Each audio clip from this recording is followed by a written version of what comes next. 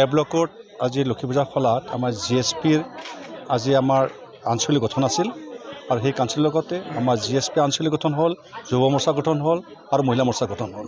সেই খুব ভাল ধৰণে হৈ গ'ল, তাৰ চিন্তা কৰিব লগা নাথাকিলে আৰু মানুহৰ প্ৰকোপটো থাকিল। তাৰ লগতে আৰু বহুকেইজন ল'ৰা আহি পেলাই আমাৰ এটা জুনি প্ৰকাশ কৰিছে, মহিলাসকলে কৰিছে আৰু আগন্তুক যিবিলাক মোৰ ওচৰলৈকে নাছিল সকলোৱে নিজে আহি পেলাই জুইনিং প্ৰক্ৰিয়াত তেওঁলোকে যোগদান দিছে।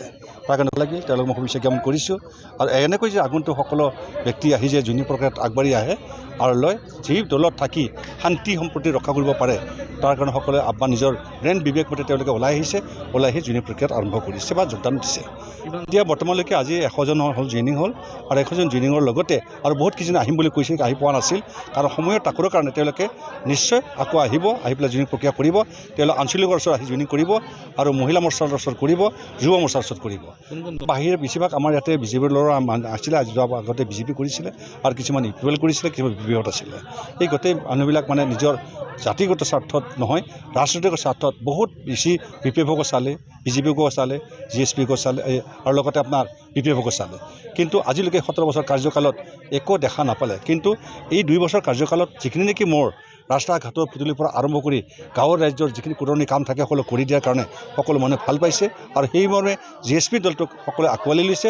আৰু আজি ইয়াত বুলি নহয়, মধ্যপ্ৰদেশৰ লগতে গুজৰাটৰ লগতে শ্বিলঙৰ লগতে আৰম্ভ কৰি সকলো আমাৰ এটাৰ কেণ্ডিডেট আছে, সেই মৰ্মে আগবাঢ়ি আছে। আমি ৰাষ্ট্ৰদলভাৱে আগবাঢ়ি আছোঁ আৰু গতিকে আমি নিজৰ আমাৰ প্ৰতীকটো এতিয়া আমাৰ ইতিমধ্যে আহি পোৱা বুলি শুনিছোঁ আৰু আহি পেলাই আমাৰ ৰাষ্ট্ৰদল হিচাপে আমি লাষ্টত লৈ যাম, এই প্ৰক্ৰিয়া আমি কৰাৰ চেষ্টা কৰি আছোঁ। লগতে আমি যিমানখিনি ৰাইজ আছে আৰু এই ৰাইজৰ যিখিনি অভাৱ অনাটন আমি চেষ্টা এটা কৰি আছোঁ। A block, B block, C ব্লকৰ বিশেষকৈ মাটিৰ সমস্যা, এই মাটিৰ সমস্যাটো ড্ৰোন ছাৰ্ভে হৈ গ'ল আৰু হৈ যোৱাৰ লগে লগে ৰিক্লেমেশ্যন এটা আমাৰ এইটো 1952 চনৰে মাটি তেওঁলোকে আমাৰ ইন্দিৰা গান্ধীৰ টাইমত এই মাটিটো এলটমেণ্ট কৰিছে আৰু মুখ্যমন্ত্ৰী আমাৰ গোপীনাথ বৰদলৈ আছিল, সেই সময়তে এলটমেণ্ট কৰি দিয়া মাটি।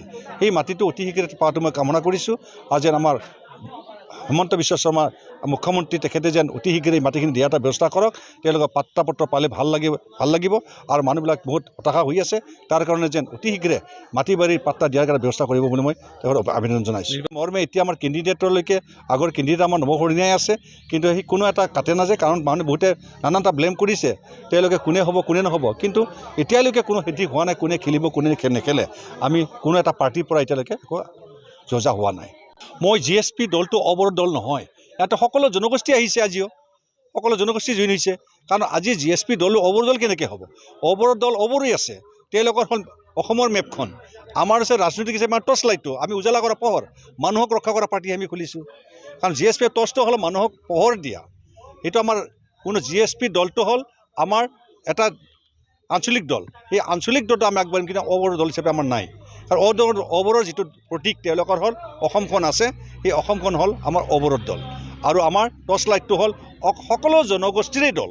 ইয়াতে কোনো জাতি ভেদ নিৰ্বিশেষে সকলোৱে GSPলৈকে আহিব পাৰে। ইয়াতে না বড়ো, না অসমীয়া, না আবেদিছ, না নেপালী আদি কৰি যিমান জনজাতি আছে সকলোৱে GSP যোগদান দিব পাৰে। তাতে আমাৰ এইটো ৰাজনৈতিক দলহে হয়, কোনো এইটো অৱৰোধ দল নহয়। बाइक सालायनो मोजां मोनग्राफोरनि थाखाय गोजोनथाव खौरां। मार्च दाननि 22-23 आरो 24 अक्ट' सानथामनि थाखाय दावहारु अट' एजेन्सिया नोंथांनो लाबोगासिनो मेगालन काम एक्सचेन्ज मेला।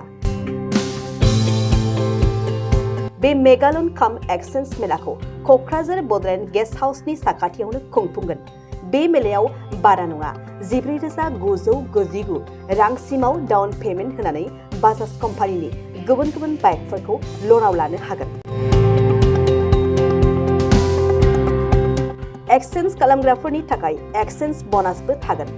बाइक सालायनायाव हमनो थाखाय बायगिरिया बेसेन लायालासे हेलमेटबो मोनगोन।